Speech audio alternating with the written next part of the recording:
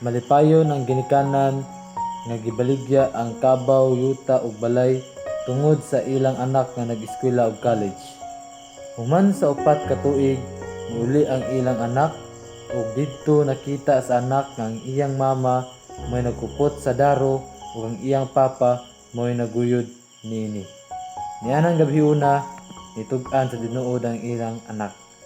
Ma, pa, wala gid ko ka eskwela. Kaya ang tanan ninyo nga gipadala nga kwarta nagamit ra nako sa bisyo. Ug niadtong tungura nahugno ang kalibutan sa iyang ginikanan kay abi nila graduate na ang ilang anak.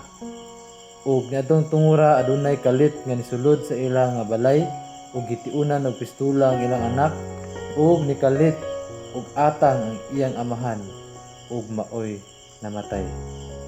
Bisan unsa kadako sa sala sa iyang anak, mas dako gyapon ang gugma sa iyang amahan.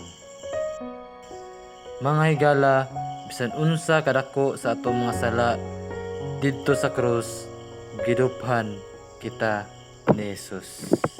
Nag-ingon ang Roma 5 versikulo 8, ang Dios nagapasundayag sa iyang gugma alang kanato nga bisan sa makasala pa kita, si Kristo nagpakamatay alang kanato.